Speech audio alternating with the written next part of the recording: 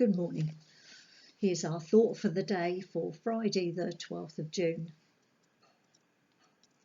Times have changed in lots of different ways, some good and some bad. I think we'd all agree with that.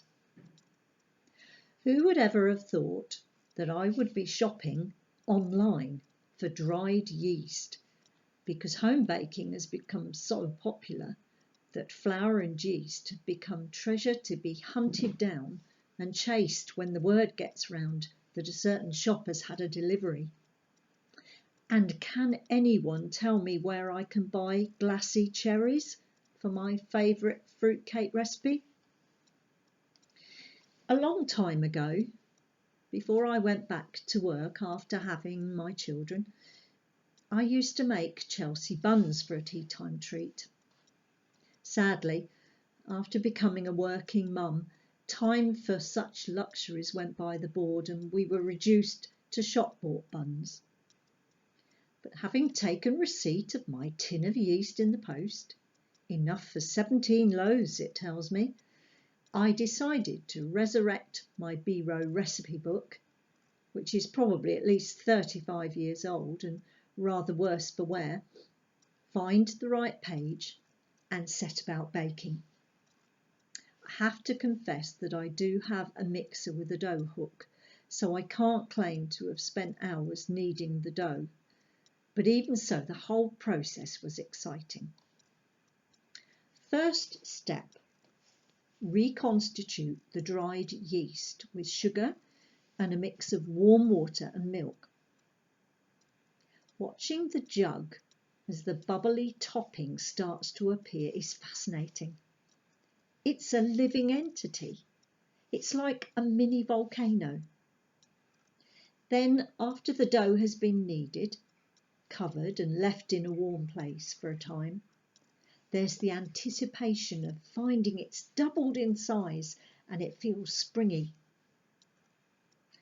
After the dough's been shaped into the buns, it's left again, and the magic happens for a second and final time before baking, glazing to make them shiny, and the finished product, which looks like this, if I can show you.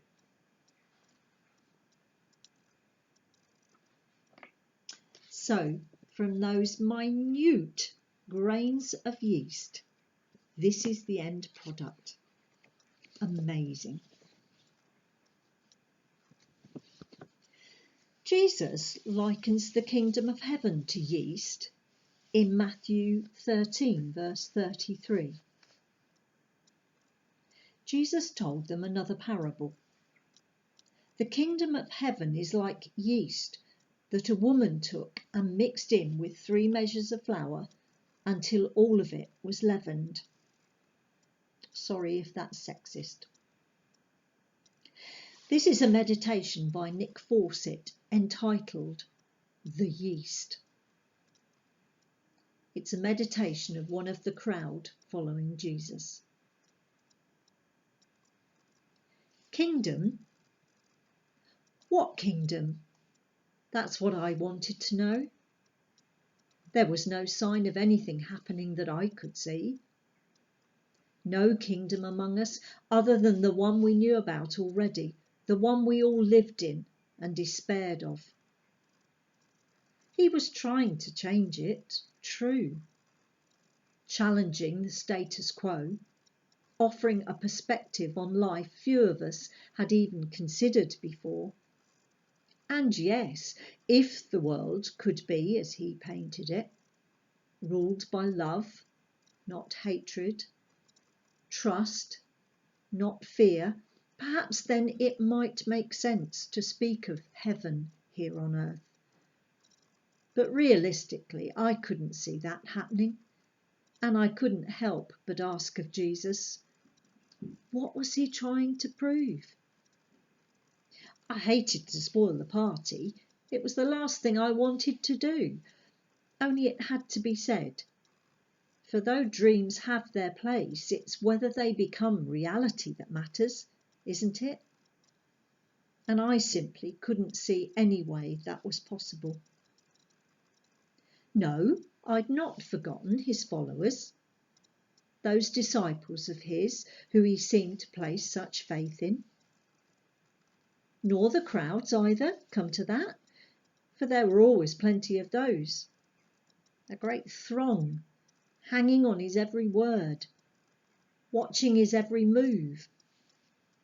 But even if they were all to pull together, all work in unison towards the same goal, what difference could they possibly make to the way things were?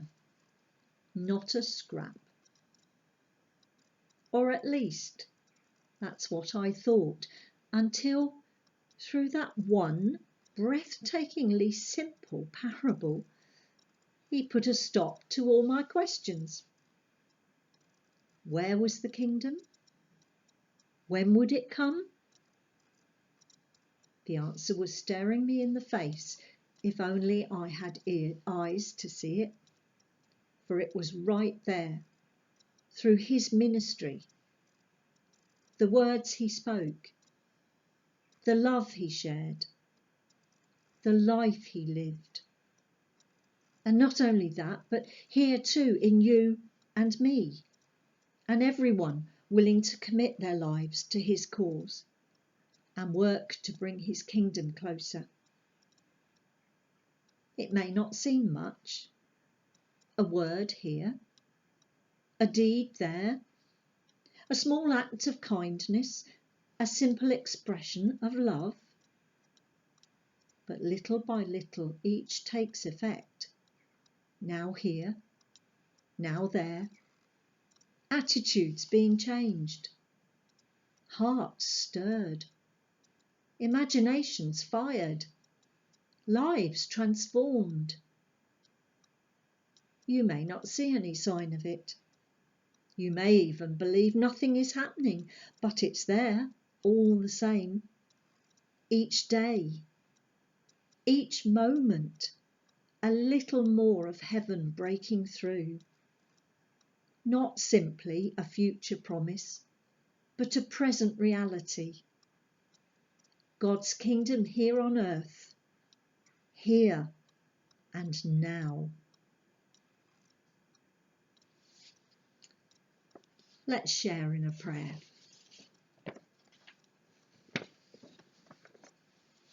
Lord Jesus Christ, we talk so often about the coming of your kingdom that we can forget, in a very real sense, it has come already, here all around us in a host of ways. In numerous expressions of love and kindness, you are here, working out your purpose, serving and being served. In countless lives being changed every day, you are here, calling, cleansing, renewing, restoring. In the prayers, the work, the worship of your people, you are here, bestowing and making known your love. The fulfillment may yet be to come, but the kingdom is here among us, dawning a little more brightly day by day. Help us to play our part in its growth, to do what we can to make it more real on earth, until that day when we dwell with you and all your people in your eternal kingdom, and yours is the power and glory forevermore. Amen. And now to finish our thought, I've chosen Beauty for Brokenness by Graham Kendrick.